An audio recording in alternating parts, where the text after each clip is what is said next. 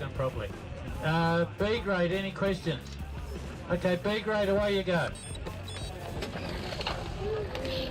So hello everyone, welcome to this video. This is just a GoPro footage with GPS and sort of power data overlay.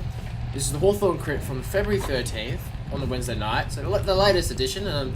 I've entered in B grade for this race. I haven't come down here as much as I would like to, but every so often I will enter and throw my hat in the ring and see how I go. So as you can see, using the data overlay, I've got a Garmin device 520 with a GoPro Hero 7 Black with a Pioneer left side power meter. So I've got the power data on the middle, I've got HR, I've got my distance. The only thing I couldn't get was time. I wasn't sure why. The fit file that I got from the Garmin Connect app didn't seem to have time when I uploaded it into the Garmin Verb editing app. And in this course, very interesting. You'll see lots of spikes and troughs in the power. A lot of those repetitive up, down. Usually in this course, it's just sprint, brake, corner, repeat.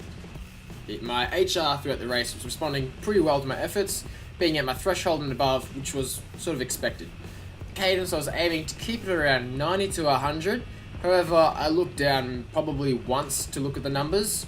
I looked down a lot for time checks, because I think it was a 32 minute plus 3 laps. So I was making sure that I was at the front at the right times for the 3 laps to go.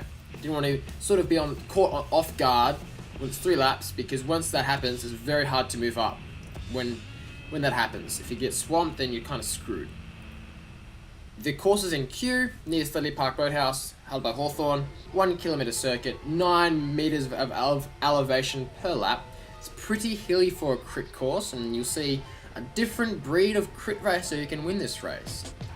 The course can very easily suit a breakaway, as out of sight and out of mind. If you can't really see them, you kind of forget about them, and the people who are in the middle to back may not even notice the breakaway up ahead, so they may not even chase at all.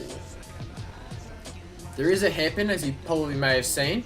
It has taken a few victims. I think a few is a bit of an understatement. Sometimes there's an incident, a race, but it's usually we all know the risks of when we race this course. Usually we fall victim to it because of pedal clippings, or some people who bin the corner from clipping their pedal, or other pedal clippings. It's mostly just pedal clippings. And sometimes people also go down from people clipping that pedal. Now we're going to actually point something out here. Terence recently was racing on this course and had his front wheel knocked out going through that hairpin just down there, and went over the handlebars and managed to catch his bike while sitting in the middle of the road. It was captured by camera, and it was one of the most amazing sights we've ever seen. Yes, by the way, I forgot to mention, that is my dad, Edward. He's in the commentary window with me. There is no commentary window, sort of in a room, so it's commentary room.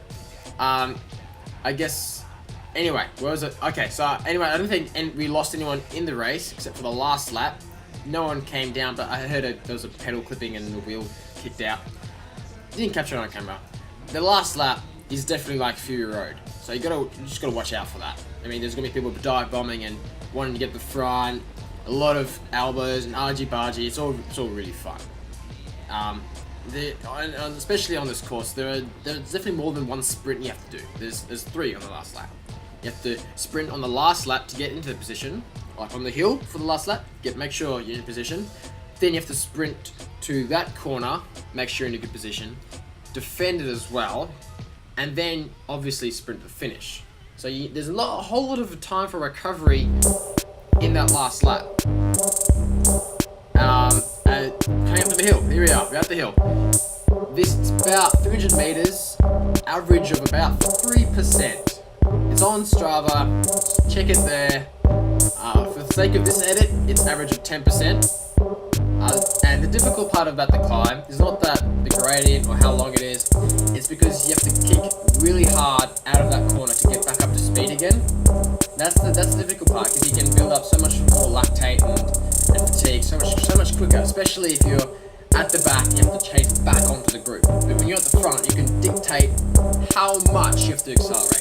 And if you want to really put everyone in the hurt house, you really accelerate really hard out of that corner, and you can build a massive gaps if everyone's single file.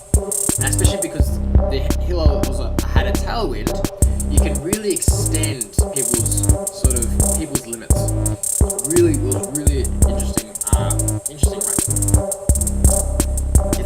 The corners, the hill's good because it's enough for climbers and punchers to get a little bit of a sniff over the more traditional big lazy sprinters, and the punchers and the climbers are like,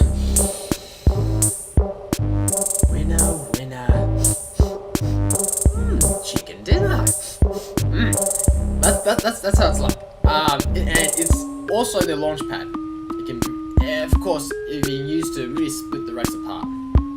Or, if it's a headwind, it can be really used to bunch people up. It can really slow down the accelerations the climbers and the punchers can produce. Really make it more difficult. The hill also, I like to move up on that spot because it gives me lots of space, and because it's slower, there's more time to move up the same distance than if it's flat. There's that short descent, which you saw before. This sort of part's sort of a drag, sort of a bit of a false flat. And this part is the best place to recover on. There's a cross headwind, and if you're setting the wheels, it's really easy. It's really breezy, and it's pretty good if you go to that infamous red zone, which creeps around and watches you every sort of corner you do. It's good to recover. The biggest section. This was the biggest headwind, and so it really compacted any made gaps that was from the hill, and the tailwind, so it was all groupo compacto, and on this section, it all splits out and all single file, and then as soon as you go through this corner just up here, it sort of all compacts, and yeah, it's sort of fun because you can sort of still pedal through it as well. As you can see, you can still manage to be able to pedal through it. You want to be on the left side, so you can shave that apex, and you're sort of using a lot less energy. But if you try to bridge up on the right side, you're going to be in the head, in the face of the wind. And it's pretty difficult.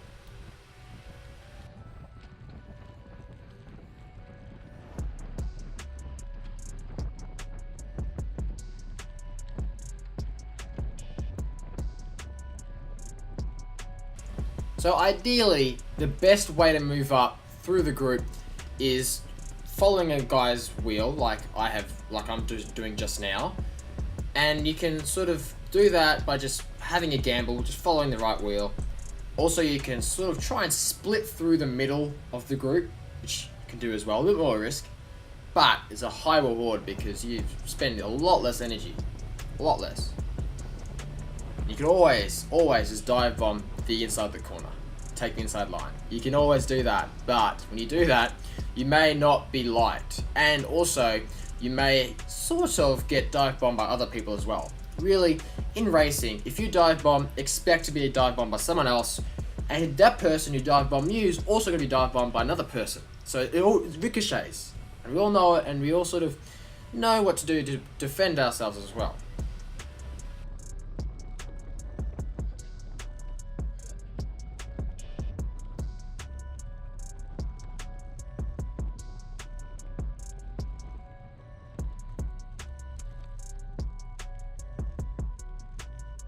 So what we're going to do now is a bit of a call and response, and call this as the action happens with my dad. He's here with me.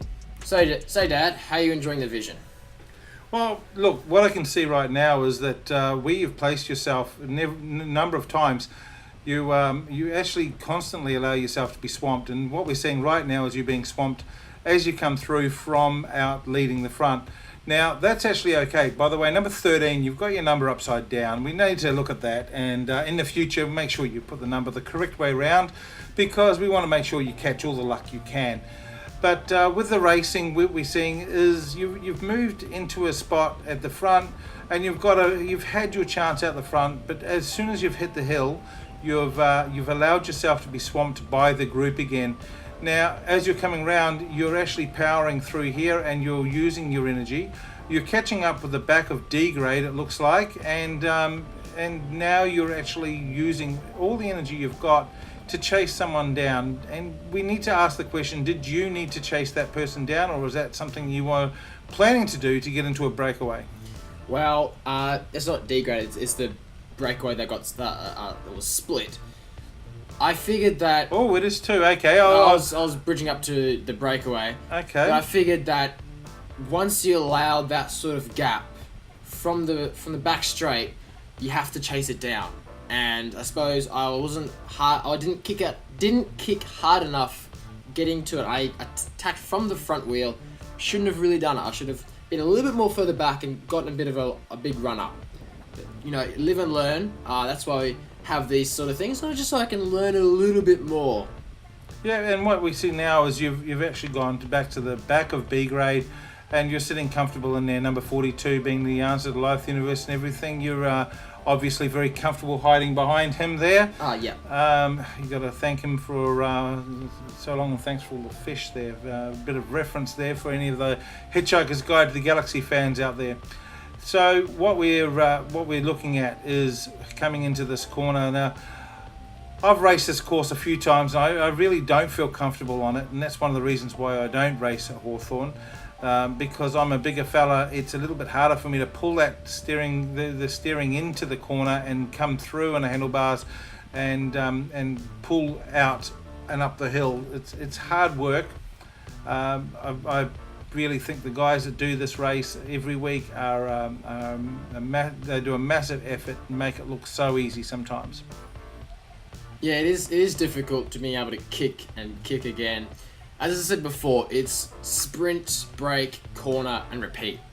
And there's the guys that really survive this course, so once they can go into the red zone and be able to recover really quickly as well. And that 9 meter elevation, I mean, it's only 9 meters of elevation, and yet that's the hardest part of the course, is that 9 meters. As you go up to that finish line, and the finish line is at the top of the elevation, it's hard work to do that. Yeah, and especially because of the hill and the way that the course is sort of made with all these turns, it can become a real elastic, or like I like to say, accordion effect. Stretches out and comes in. Well, actually, Terence, time. You're not the only one that calls it an accordion effect. That's actually what we've been calling it since I was a kid and since I was racing. And yes, it does make it harder when you're at the back of the bunch to actually recover from that accordion effect and get back up onto the front. Yeah, there's a Goldilocks zone within the peloton. It's definitely not on the front, definitely not at the back. But there's a spot front middle where you can sort of save the most energy. But also on this course, it's not about where you sit as well. At courses like St Kilda, the more flatter sort of courses, you can definitely sit pretty much anywhere that's not in the front and be able to save energy.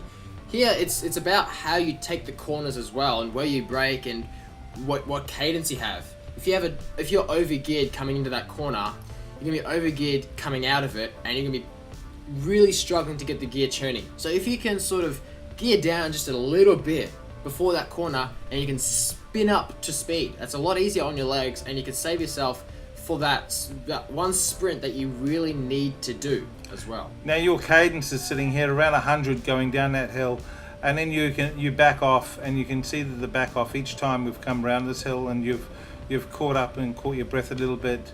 Then you spin up again, and then come round again into the flat just before the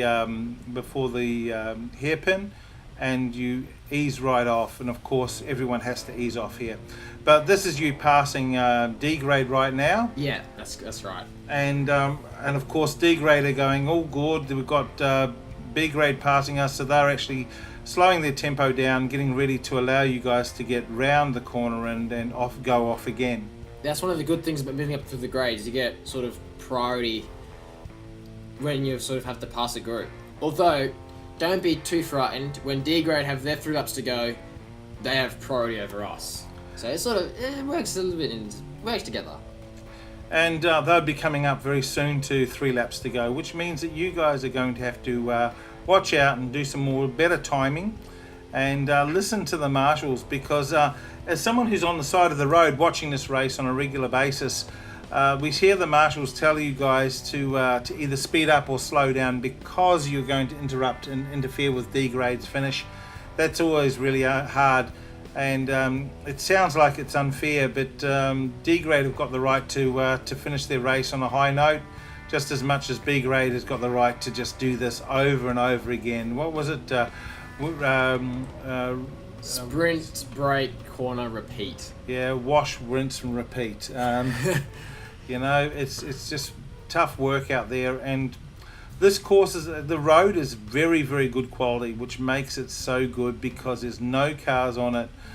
One of the things we do see on this road on a regular basis, unfortunately, we do see some joggers that will run across in the worst timing with the worst possible place to do it. No visibility, no one knows that they're even going to be there. We've seen some mountain bikers go through. It's just been lucky that there's been no incidents here, and that's a credit to Hawthorn and the way that they run this race. Yeah, of course.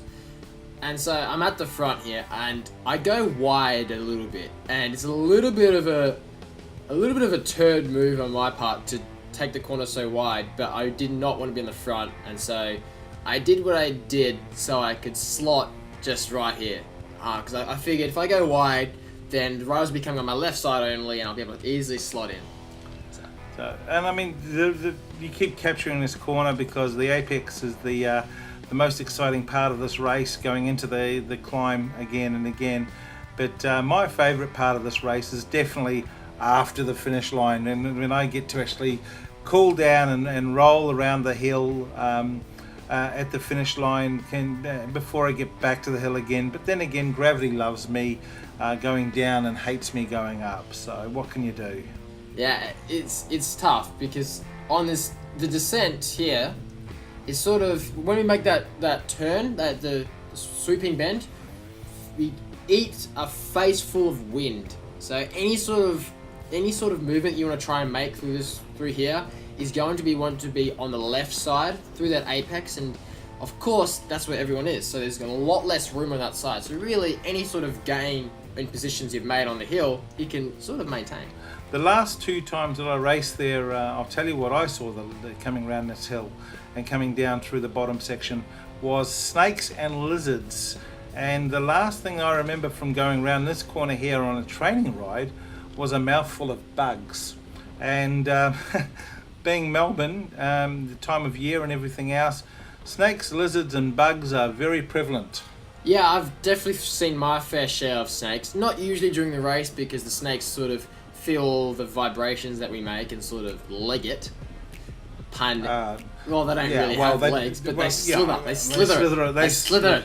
Okay, I'll pay that. Okay. Yeah, they slither. The lizards leg it. The lizards leg it.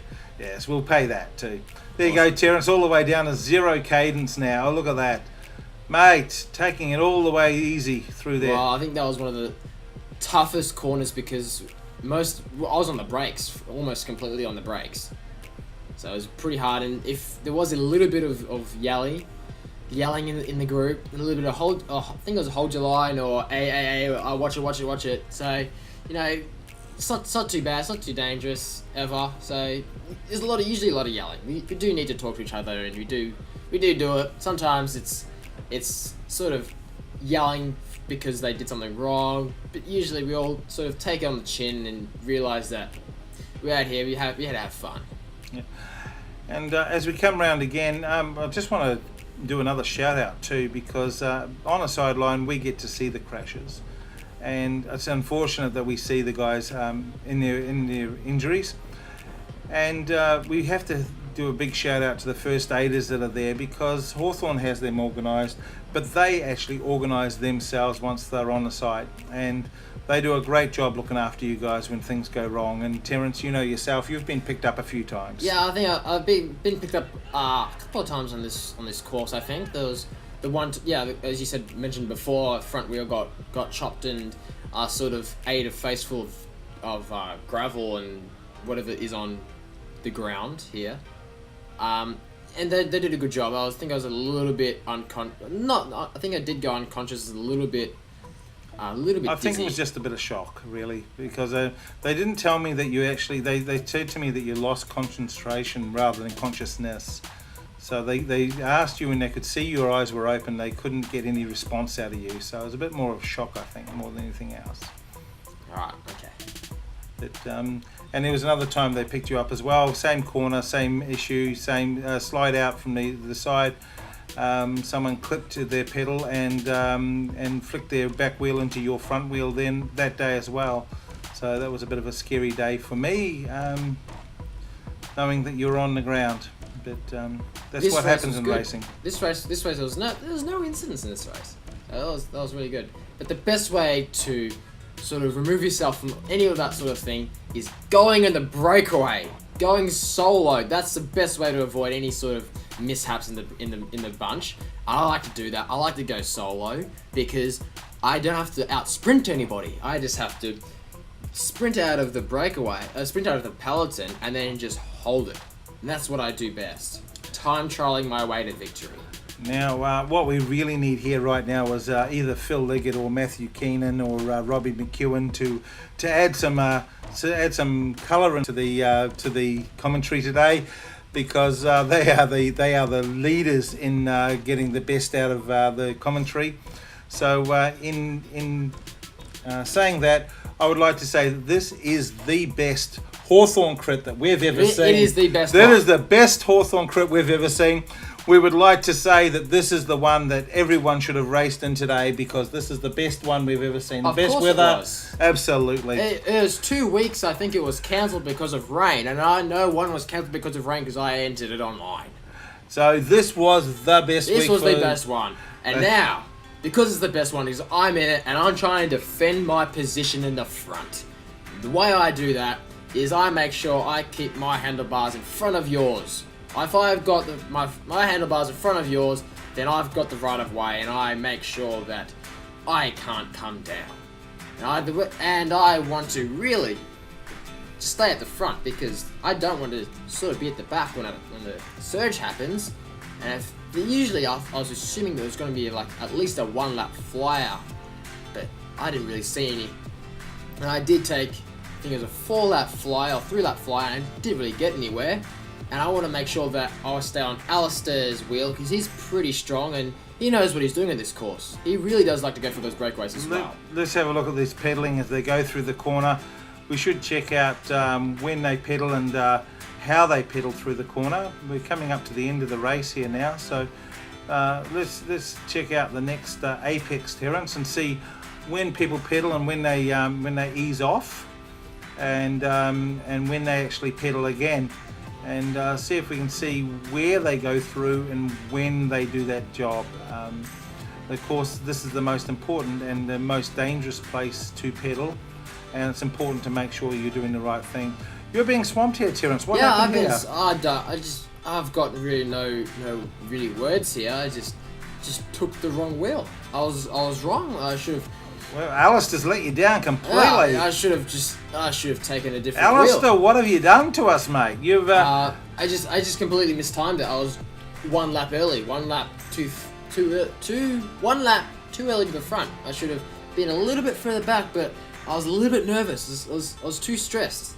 Got to learn to relax. So we're coming up to the apex again in a few seconds, and this is last lap. So we're coming round to the end of it, and we're seeing a few people actually stop pedaling. They've had enough, and we've got you coming wide, getting ready to go into the corner. Let's have a look at where they pedal. All right, so we kind of look at that, and off you go again. There we go. So what it basically is foot up until that last moment, and then off they go as fast as they can at the actual apex of the corner. So off they go. There's Alistair. He's just ahead of you. And mate, what happened?